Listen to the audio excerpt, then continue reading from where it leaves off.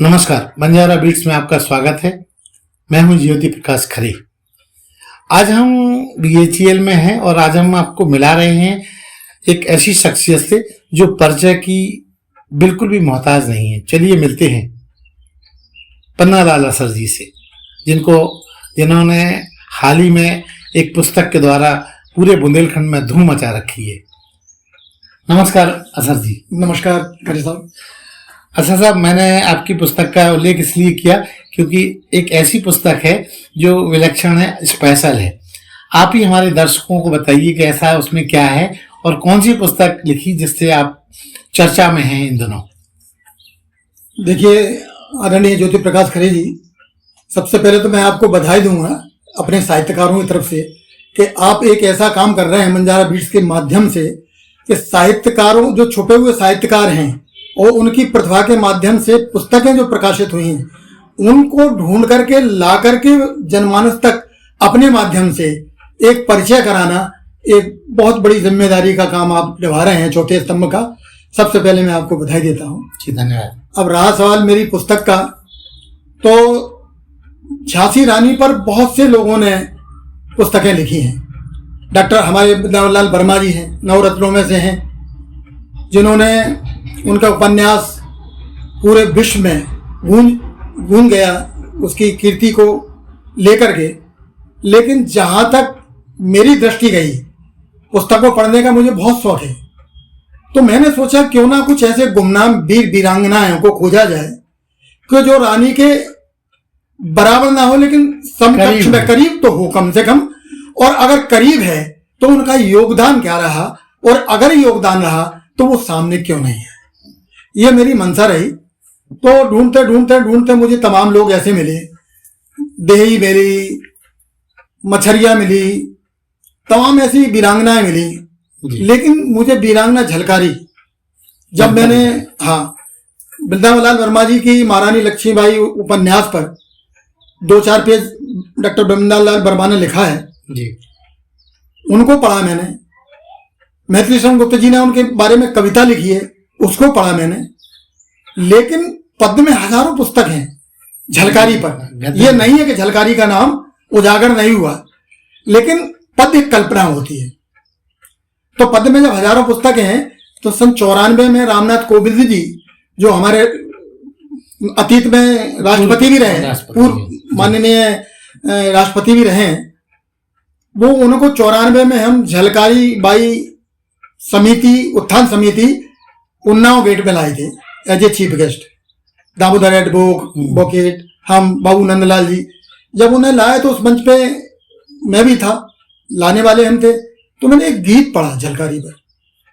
तो जब उनका संबोधन का समय आया तो उन्होंने कहा, पन्नालाल असर जी आप बहुत अच्छा गीत लिखते भी हैं और उसकी अदायगी भी बहुत अच्छी है।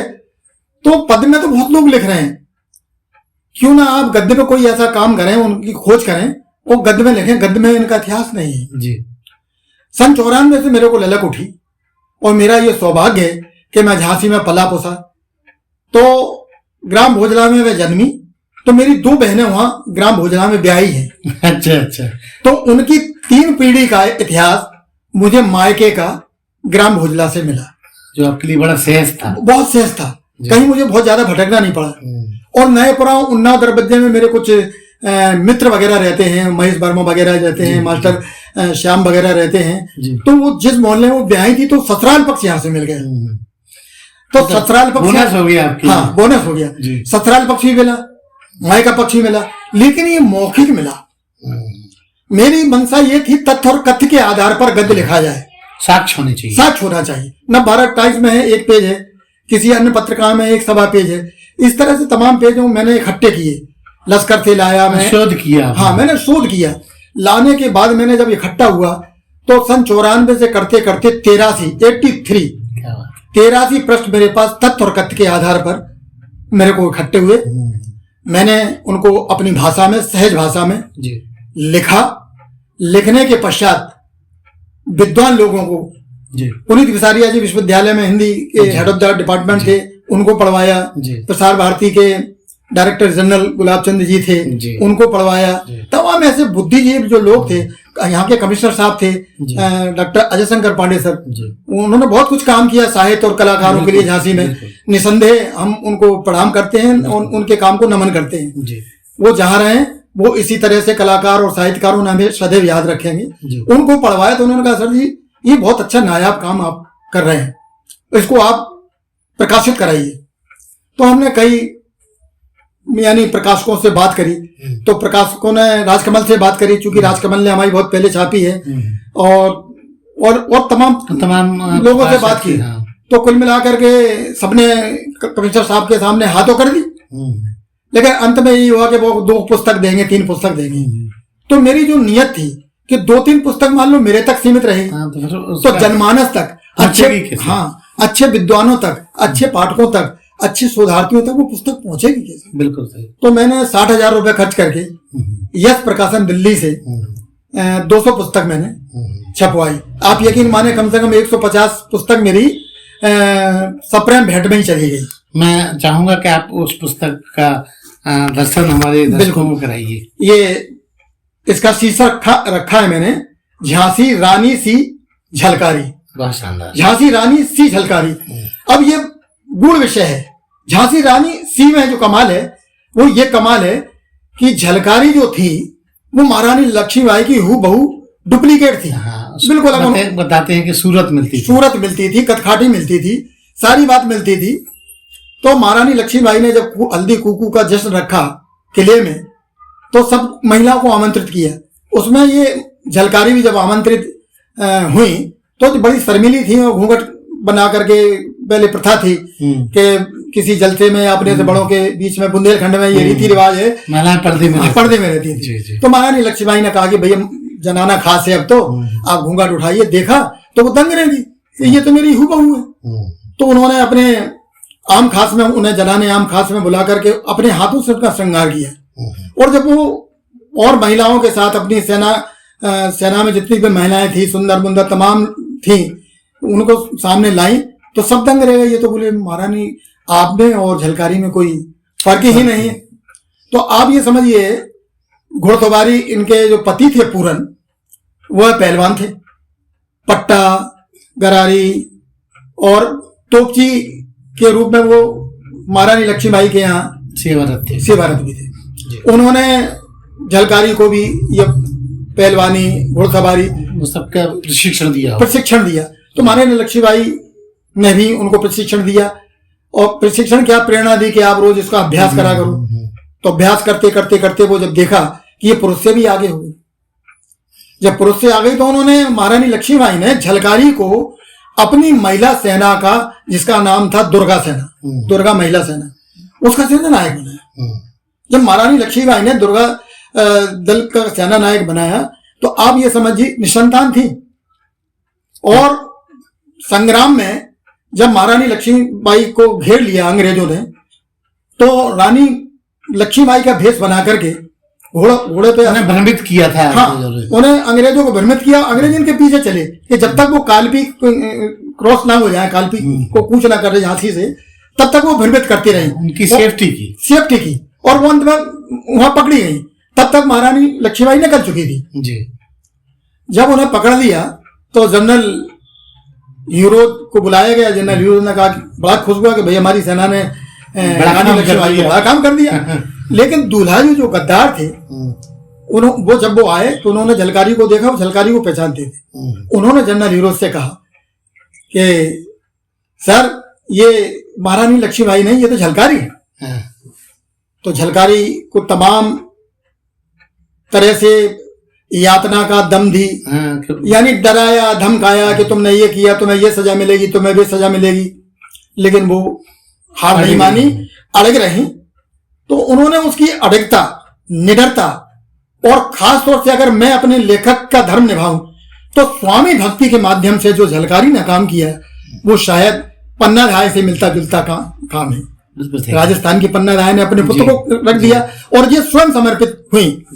तो जनरल हीरो जब झांसी से कूच कर गए तो कूच करते समय मैं आपको ये बता दूं कि तमाम कुछ लेखकों ने 1-2 पेज लिखे हैं, उसमें उन्होंने ये भी कहा कि इन्हें तोप से उड़ा दिया। इन्हें गोली मार दी गई झलकारी को, लेकिन ऐसा नहीं है। अच्छा। जो मेरी खोज है और प्रमाण मैंने दिए हैं, साभार लिखा है मैंने, जहां जहां से मुझे मदद मिली, जानकारी मिली, बाकायदा मैंने लिखा है। क्यों कि जहां से अगर कुछ जानकारी मिले उनका नाम ना आए तो ये लेखक का धर्म नहीं। बिल्कुल।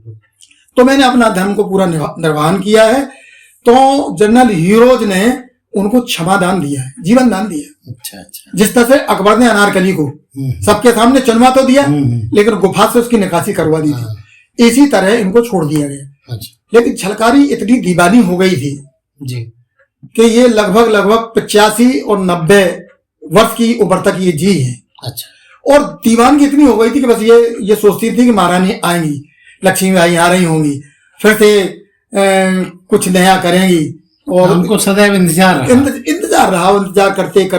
करते इस दीवानगी में जी वो कहाँ विलुप्त हुई। इसीलिए आपने इसका शीर्षक रखा झांसी रानी सी झलकारी। जी जी जी जी। अच्छा साहब, एक पुस्तक और आई है आपकी, उसके बारे में भी हमारे दर्शकों को आप दर्शन कराइए और दिखाइए प्लीज। सर, दूसरी पुस्तक है हमारी बुंदेलखंड की परंपरा और रीति रिवाज। तो बुंदेलखंड पे तमाम लोगों ने संस्कार संस्कृति पर, जैसे कि मैंने भी शिशु के जन्म से लेकर के मनुष्य के अंतिम पहलू तक के जो वर्णन दिया है अपनी बुंदेली रसरंग, उसको उत्तर प्रदेश मध्य प्रदेश दोनों सरकारों ने पुरस्कृत भी किया है जी। तो मेरे मन में ख्याल आया कि संस्कार संस्कृति तो हो गई, लेकिन परंपरा रीति रिवाज छूट रहा है। तो परंपरा रीति रिवाज में क्या हमें यहाँ बुंदेलखंड के महिलाओं का, पुरुषों का, अन्य जाति संप्रदाय पंथ का क्या पहनावा था, अच्छा उन सबका विवरण इसमें समाहित, क्या खान पान था, क्या रीति रिवाज थे जी, क्या क्या इसमें व्यंजन थे, बुंदेलखंड के कौन कौन से व्यंजन मशहूर हैं जी। तो ये सारी चीजें हमने इस पुस्तक में संजो करके, जो बिखरी पड़ी थी जी जी, उनको एकत्र करके, संकलन करके, कुछ जो हमें व्यक्तिगत ज्ञान था जो हमने अपनी माँ से और अन्य बुजुर्ग महिलाओं से हमने कई स्रोत हमने इकट्ठे करके इस पुस्तक में बुंदेलखंड की परंपरा रीति रिवाज, क्या पहनते थे जी जी, कैसे उनके श्रृंगार थे, क्या गहने थे, ये सारा वर्णन हमने इसमें उल्लेख किया। तो ऐसी पुस्तकें तो शोध पर के बच्चों को ज्यादा लाभ देंगी, मैं समझता हूं। बिल्कुल लाभ तो देंगी, लेकिन हमारी आने वाली युवा पीढ़ी को ये भी दर्शन कराएगी हाँ, कि हमारा जो कल्चर क्या था। देखिए, जिस देश की, जिस समाज की, जिस प्रदेश की अगर सांस्कृतिक धरोहर नहीं है तो मैं ये समझता हूं वह मूक है, वह प्रदेश मूक है। क्योंकि लोग जो है वो आत्मा है, बिल्कुल व्यक्ति की आत्मा है जी। बोली से फिर भाषा, तो ये लोग जो बोली है तभी तो भाषाएं बनी, सबसे पहले बोली बनी फिर भाषाएं बनी। तो बोली और भाषा का जो माध्यम फिर आगे बना, तो ये हमारी इन्हीं परंपराओं के माध्यम से, हमारे इन्हीं रीति रिवाजों के माध्यम से, हमारी इन गुमनाम जो धरोहर हैं उनको एकत्र करने का जो कर्तव्य है, एक लेखक होने के नाते, मैं तो विद्यार्थी हूं, यही कह सकता हूं कि मैं जीवन पर्यंत तक विद्यार्थी रहना चाहता हूं जी।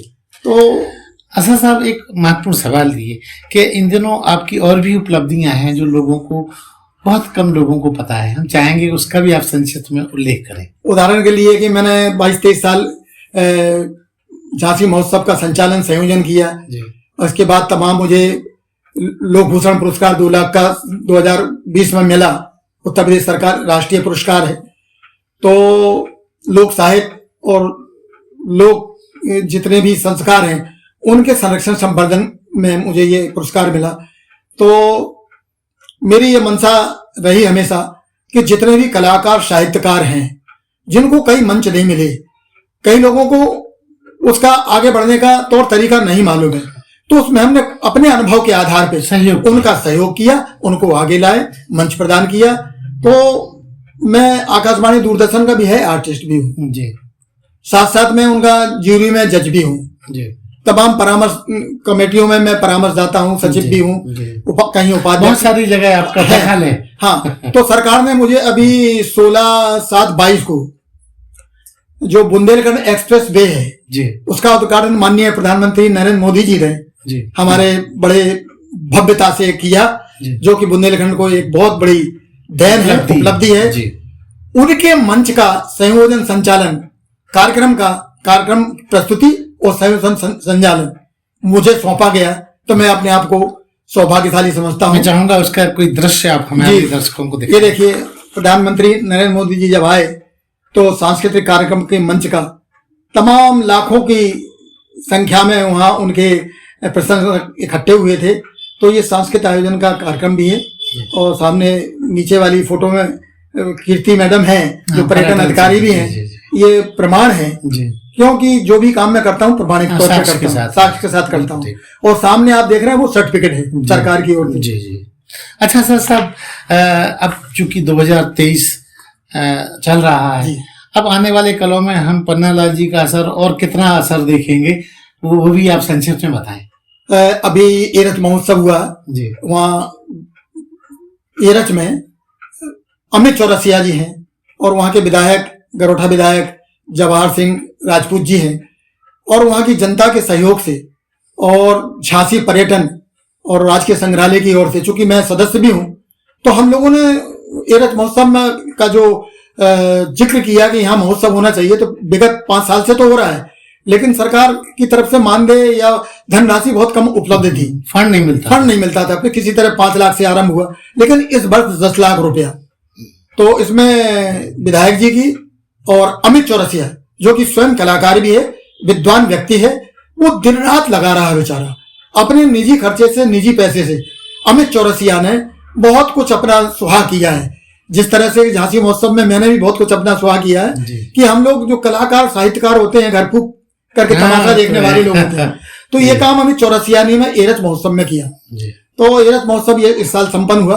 उसमें भी मुझे कवि सम्मेलन और सांस्कृतिक जो दल का मुझसे लिया गया सहयोग या सलाह मशवरा, उसके हिसाब से अच्छे उच्च कोटि की पार्टियां वहाँ गायन वादन नृत्य की गई हैं, ख्याल की गई हैं, व्याख्यान के लोग गए हैं, तमाम तरह की। तो नए कलाकारों को एक नया प्लेटफॉर्म मिला, उनको कुछ करने की ऊर्जा भी मिली। और अन्य जो तमाम, जैसे टहरौली का जो किला है, उसके विषय में भी हमने आवाज उठाई। तो राजकीय पर्यटन विभाग और पुरातत्व विभाग के माध्यम से देखिए, माननीय योगी जी ने और प्रधानमंत्री जी ने 8 किलों के संरक्षण में देखा हजारों करोड़ रुपयों की धनराशि उनके उत्थान के लिए। ये बुंदेलखंड के लिए बहुत बड़ी उपलब्धि, गौरव की बात है। और हम अपने आप को गौरवान्वित महसूस कर रहे हैं कि ऐसी धरोहरों को लिए हमारा जो सहयोग है, हमारा जो कथन था, मांग थी, एक तरह से विचार था, वो साकार होता नजर आ रहा है। अच्छा साहब, 2023 में जैसा कि हमने उल्लेख किया, आपने कुछ स्पेशल किया हो, आपको याद आता हो तो हमारे दर्शकों के साथ। बिल्कुल, एक नया काम हुआ है ज्योति जी, अंतरराष्ट्रीय स्तर पर हुआ। हमारे जो जिलाधिकारी महोदय हैं रविंद्र कुमार जी और यहाँ का प्रशासन, उनकी प्रेरणा से यहाँ की कॉफी टेबल बुक जी पूरे विदेशों में गई है। अच्छा।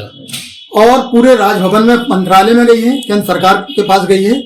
इसमें झांसी का क्या संस्कार संस्कृति है, कहाँ पर्यटन स्थल है, क्या देखने लायक है, कहाँ घूमने लायक है, विशेष चीज ये जो बनी है, ये सब जगह हर विद्यालय में गई है कॉफी टेबल बुक। अच्छा। इसमें हम 6 महीने में 5-6 लोगों ने मिलकर के, जिलाधिकारी महोदय के साथ एक टीम बनी।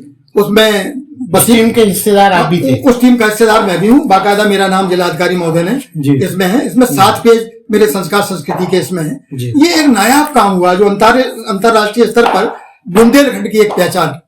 और रविंद्र कुमार जी जो हमारे जिलाधिकारी महोदय हैं, उनकी भूल प्रशंसा करनी होगी कि वो एक जिला प्रशासक तो है ही हैं, साथ साथ एक साहित्यकार हृदय है और तमाम उनकी किताबें हैं। और उनके इसी शौक ने इस कॉफी टेबल बुक को एक सफलता की और पर्यटन विभाग से मिलकर डॉक्टर कीर्ति जी जो उनकी यहाँ इंचार्ज है, उनका भी बहुत बड़ा योगदान है। तो ये पूरी टीम हम लोगों ने मिलकर के 6 महीने में ये कॉफी टेबल बुक अंतरराष्ट्रीय स्तर पर पहुंची है, जिससे हमारे बुंदेलखंड की लोग पहचाने कि बुंदेलखंड में क्या खाना है, क्या पीना है, विस्तार दिया है। अच्छा साहब, बंजारा बीट को आप वर्षों से देख रहे हैं, एक अनूठा और स्पेशल प्लेटफॉर्म बनाया गया है। बेशक ये कलाकारों को एक नई दिशा और दशा दे रहा है। हम चाहेंगे आप हमारे नए युवा नवोदित कलाकारों को कोई अपनी तरफ से संक्षिप्त में कोई संदेश दीजिए। संदेश मेरा यही है आने वाली पीढ़ी को कि वो पुस्तकें पढ़ें, अपने बुजुर्ग माता पिता को शिष्टाचार के साथ आदर करें, आदर के साथ साथ उनसे पूछें हमारे संस्कार संस्कृति, हमारी धरोहरें क्या क्या हैं और हमें इनसे क्या क्या लाभ हैं। तो निसंदेह उनके जीवन में जो वो प्रगति कर रहे हैं शिक्षा के माध्यम से, वो तो कर ही रहे हैं, लेकिन संस्कारों के माध्यम से भी वो जब प्रगति करेंगे तो वो वाकई इंसान, जैसे कहती मानव से महामानव बनने के लिए कुछ सकारात्मक करना पड़ता है, तो एक सकारात्मक ऊर्जा उनके साथ रहेगी और कम से कम हमारे भारत को विश्व गुरु बनने में उनकी भूमिका भी एक महत्वपूर्ण होगी। और साथ साथ मैं तो ये कहूंगा कि महत्वपूर्ण उनकी तो होगी, लेकिन जिस तरह से आप खोज करके साहित्यकारों को, कलाकारों को, वार्ताकारों को आप खोज के ला रहे हैं, मैं खासतौर से आपके चैनल को और आपके चैनल को देखने सुनने वालों को भी नमन करता हूं कि वो आपको भरपूर स्नेह दे रहे हैं। और मैं तो हृदय से नमन तो कर ही रहा हूं, वंदन तो कर ही रहा हूं, और धन्यवाद शब्द बहुत छोटा है। मैं आपको हृदय से साधुवाद आपके चैनल को करता हूं कि उत्तरोत्तर आपका ये जो चैनल है वो प्रगति करे, और कम से कम आपका जो चैनल एक सकारात्मक काम कर रहा है, मुझे लगता है आज की मीडिया वो काम नहीं कर रही है।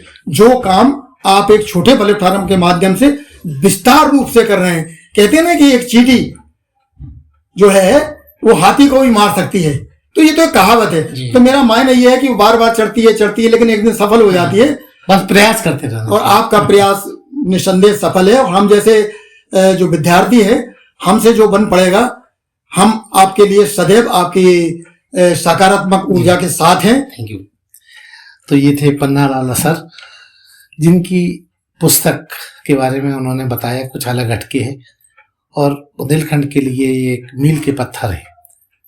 बंजारा बीट से बात करने के लिए सर साहब बहुत बहुत धन्यवाद। एक बात और बता देना चाह रहा हूँ, इसमें जो बुंदेलखंड परंपरा रीति रिवाज है, इसमें जो काम मेरा है वो तो है ही है, लेकिन हमारे एक सहयोगी हैं पुरातत्व विभाग में, उप निदेशक होकर वो रिटायर्ड हुए हैं, डॉक्टर एस.के. द्विवेदी। उनका अगर मैं जिक्र ना करूं तो ये भी एक अधर्मता है। हाँ। उन्होंने भी काफी इसमें मेहनत करी, तो हम दोनों के नाम से ये पुस्तक प्रकाशित हुई है। उनका और हमारा जो मिला जुला सहयोग है, जो हमारी खोज है, वो इस पुस्तक में पूर्णतः समाहित है, जो बहुत ही लाभदायक आपके चैनल को, आने वाली पीढ़ी को बहुत कुछ देगी। मैं पुनः आपका आभार व्यक्त करता हूँ। बहुत बहुत धन्यवाद। आपका भी बहुत बहुत धन्यवाद हृदय से, और आपके उत्तरोत्तर प्रगति के लिए मेरी हार्दिक शुभकामनाएं। इस चैनल को लाइक और सब्सक्राइब करना ना भूलें। देखते रहिए बंजारा बीट्स।